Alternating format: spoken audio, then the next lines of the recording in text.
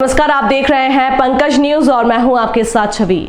इस वर्ष बारिश नहीं होने के कारण क्षेत्र की सोयाबीन की फसल के अलावा अन्य फसल खराब हो रही है। किसानों के चेहरे पर चिंता की लकीरें हैं।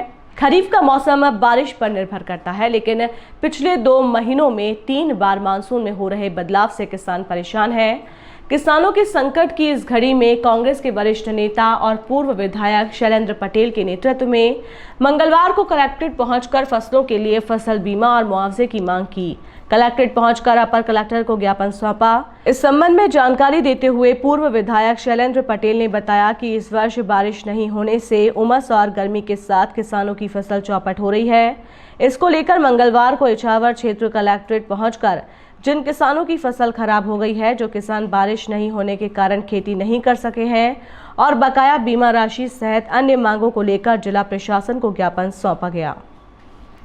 आज तो हम सरलता से सिर्फ एक ज्ञापन देने के लिए आए हैं, लेकिन किसान तेरा मोबाइल आ रहा पूरा कि आज कोई नहीं बुलाने के बाद पंकज मुझसे लेना भाई, नीचे कर ले यार।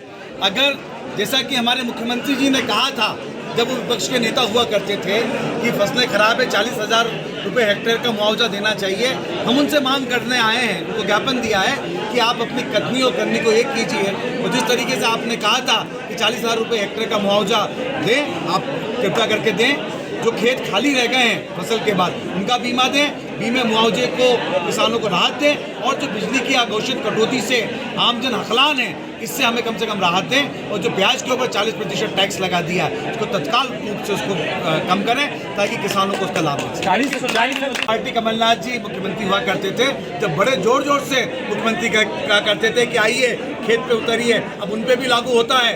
परसों सीहोर आए थे, क्यों खेत पे नहीं गए? बगल के किसी खेत पे जाते, वो किसान का सोयाबीन देखते, तो निश्चित रूप से हमें लगता कि हमारे मुख्यमंत्री जी सत्यवाचन करते हैं, लेकिन वो कहते कुछ है और करते कुछ और हैं। सीहोर जिले में आने के बाद में भी वो किसी किसान की फसल देखने नहीं गए, और तो और कोई बात नहीं गए, लेकिन जो उन्होंने कहा 40,000 रुपये हेक्टेयर देने की बात, वो उनको अब तत्काल करना चाहिए ताकि उनकी कथनी और करनी एक हो।